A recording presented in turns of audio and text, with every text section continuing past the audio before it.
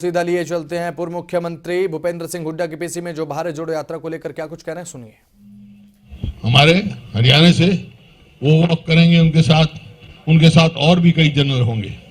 वो वॉकिंग के बात करेंगे ताकि वो सारे उन पे डिस्कस करें। जो अग्नि पथ है उसके बारे में भी उनके क्या विचार हैं, तो राहुल जी उनसे सारा ये विचार विमर्श करेंगे। और क्योंकि उनकी राय मायने रखती है इस चीज में, फौज के मामले में। इसी प्रकार से किसान आंदोलन 3 महीने पूरे साल चला यहाँ, और 3 काले कानून वापस लेने में हरियाणा के किसानों का सबसे बड़ा हाथ है, पंजाब हरियाणा का। तो हरियाणा के बाद पंजाब जा रहे हैं राहुल जी। कौन सी तारीख को? 11 को ये बता देंगे कार्यक्रम आपको।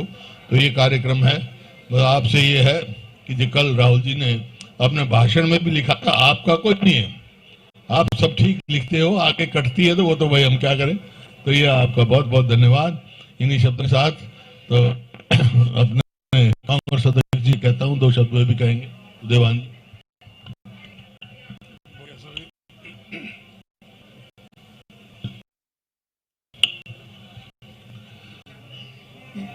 आदरणीय श्री जयराम रमेश जी, जो हमारे मीडिया प्रभारी हैं,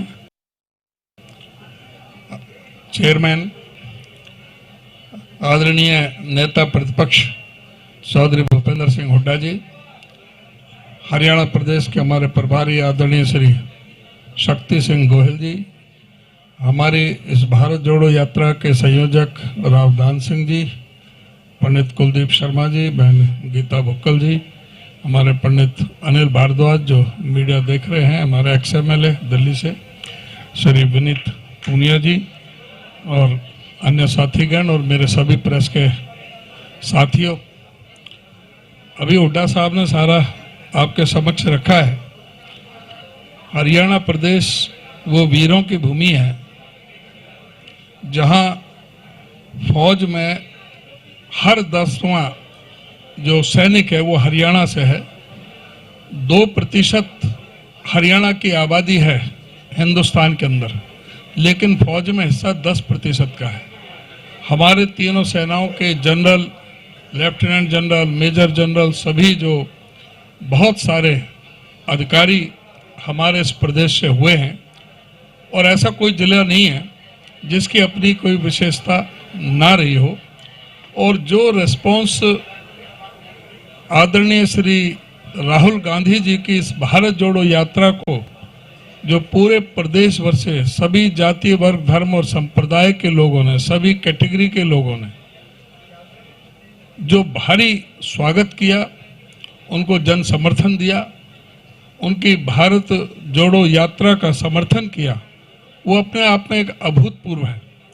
इतनी भीषण सर्दी में जब लोग घर से नहीं निकलते और सुबह 6 बजे से ही आप किसी भी दिन का देख लें तो उसमें कई हजार लोगों ने अपने भारत जोड़ो यात्रा में शिरकत की, और पानीपत में जो रिकॉर्ड तोड़ रैली की, अब तक की सबसे बड़ी रैली पानीपत में की, लाखों लोगों ने शिरकत की प्रदेश के हर कोने से।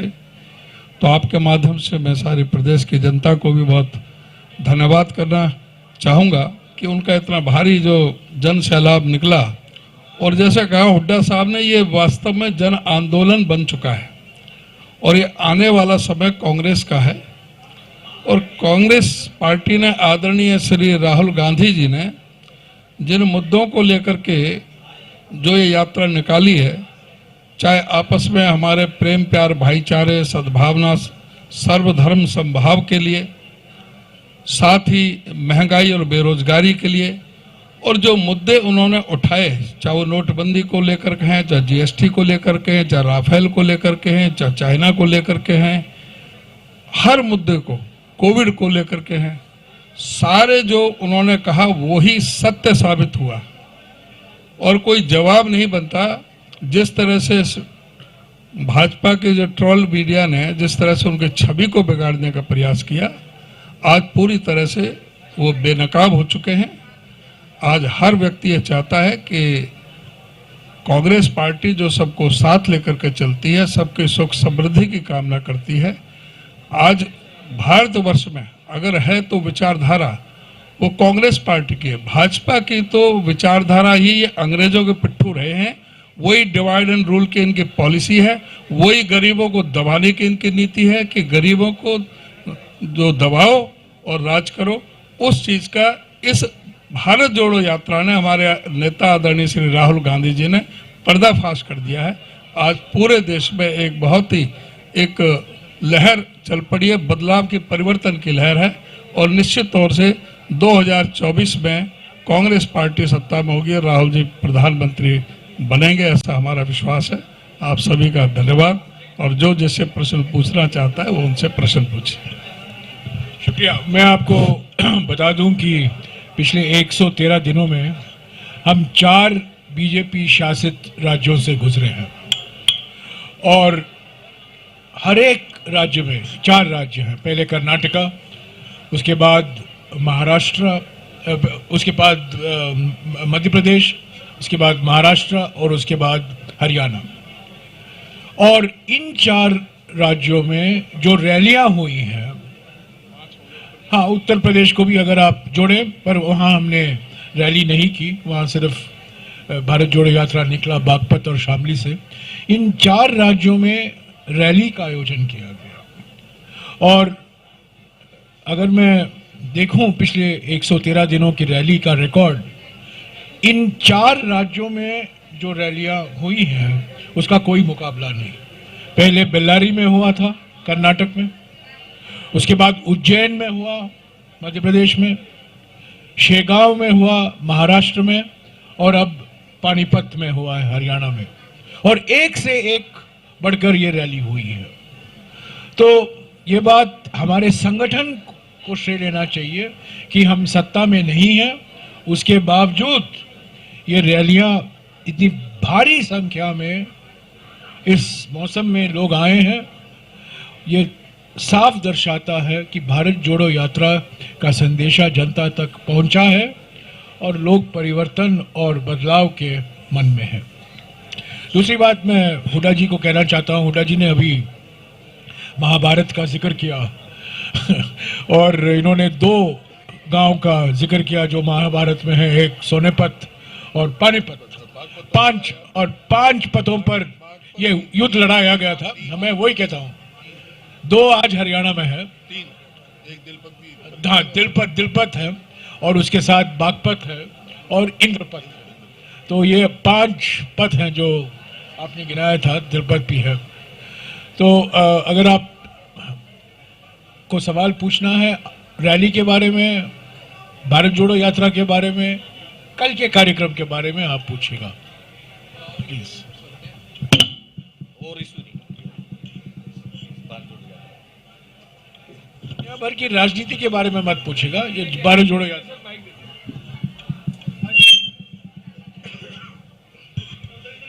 सर, आपने एक संदेश दिया है, नफरत की राजनीति छोड़ो। इसके बारे में थोड़ा बताएं कि नफरत की राजनीति क्या वाकई चल रही है इस समय देश के अंदर? देखिए, देश आजाद कब हुआ? देश जब आजाद हुआ, हिंदू, मुस्लिम, सिख, ईसाई हर जाति गांधी जी के नेतृत्व में जब एक होकर लड़े आजादी की लड़ाई, तो देश आजाद हो गया। अगर देश को मजबूत रखना है तो वही भाईचारा बना के रखना है, आपस में उससे नहीं रखता। तो भाईचारा बनाने के लिए राहुल जी निकले हैं, ये यात्रा निकली है, सब आपस में भाई भाई हैं, और देश मजबूत करने की बात। भारतीय जनता पार्टी की चुनावी रणनीति हमेशा नफरत की रणनीति होती है। ये नफरत छोड़ो भारत जोड़ो एक हकीकत है। प्रधानमंत्री और गृह मंत्री सिर्फ प्रतिशोध की राजनीति जानते हैं, उत्पीड़न की राजनीति जानते हैं, नफरत की राजनीति जानते हैं, और ये सभी राज्यों में भी यही है। तो नफरत छोड़ो भारत जोड़ो बहुत महत्व रखता है, क्योंकि नफरत, जब प्रधानमंत्री ने कहा, जब वो सत्ता में आए, मैक्सिमम गवर्नेंस मिनिमम गवर्नमेंट, उन्होंने एक नारा दिया था। पिछले 8 साल में मैक्सिमम नफरत मिनिमम गवर्नेंस हुआ है, मैक्सिमम पोलराइजेशन हुआ है, मैक्सिमम ध्रुवीकरण हुआ है, धर्म के नाम पर, जाति के नाम पर, भाषा के नाम पर, प्रांत के नाम पर सिर्फ एकमात्र रणनीति है इनकी, और वो भी चुनावी नजरिए से, ध्रुवीकरण। आरएसएस और बीजेपी की विचारधारा का मूल सिद्धांत है ध्रुवीकरण। तो जो आपने सवाल पूछा है बहुत अहम सवाल है। अलग अलग नारे हैं भारत जोड़ो यात्रा में, महंगाई से नाता तोड़ो भारत जोड़ो,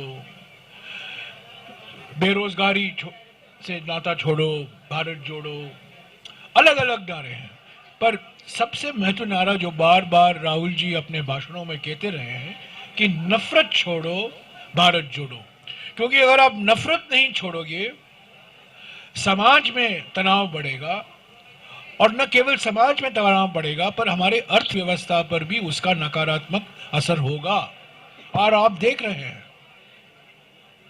जिस तरीके से हमारे छोटे और लघु उद्योग रीढ़ की हड्डी हैं, पानीपत जो दुनिया भर में जाना जाता है अपने एमएसएमई सेक्टर के लिए, आज कितने ऐसे छोटे छोटे लघु उद्योग और मध्यम वर्ग के उद्योग, कितने लोग बंद पड़े हुए हैं गलत नीतियों के कारण।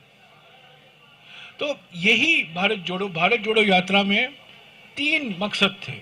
आर्थिक विषमताओं के खिलाफ हम आवाज उठाएं, सामाजिक ध्रुवीकरण के खिलाफ हम आवाज उठाएं, और राजनीतिक तानाशाही के खिलाफ हम आवाज उठाएं। ये तीनों महत्व रखते हैं। सर, मेरा सवाल हुड्डा जी से है।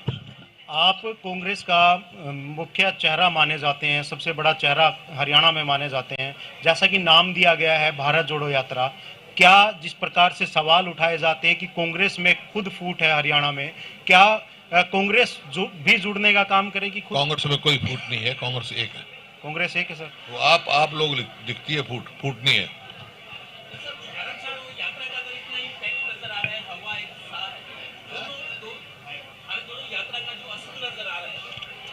जितने राज्यों में बता रहे हैं असर नजर आ रहा है।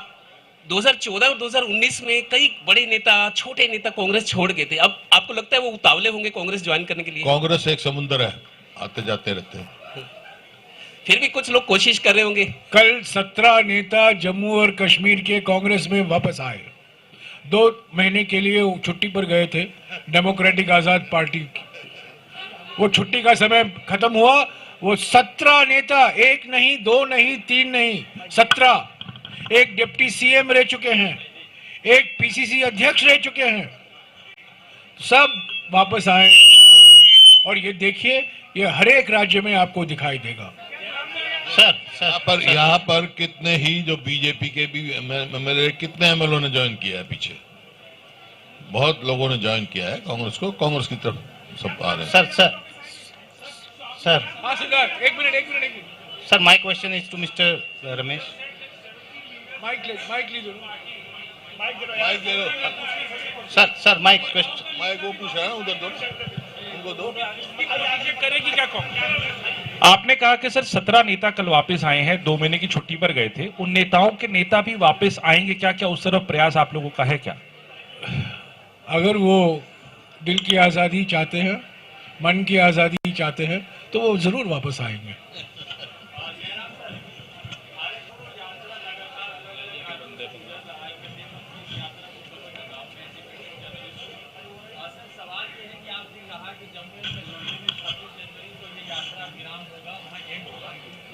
इंफॉर्मेशन आ रही है वो आ रही है कि 30 जनवरी को खत्म होगा, और 30 जनवरी एक काला दिन है क्योंकि 1948 में गोडसे ने गांधी जी की हत्या की थी।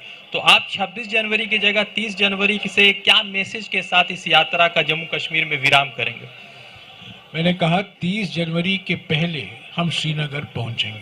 30 जनवरी के पहले हमें खत्म करना है, क्योंकि 31 को पार्लियामेंट का बजट सत्र शुरू हो रहा है। हमें दिल्ली में रहना है 31 को। तो मैंने हमेशा कहा है 30 तारीख के पहले। 26 को तो नहीं हो सकता कोई कार्यक्रम श्रीनगर में, 26 देश भर में गणतंत्र दिवस मनाया जाएगा। तो 30 तारीख के पहले हम पहुंचेंगे। आप लोग हर एक तारीख पर कोई विशेष राजनीतिक महत्व मत देखिएगा।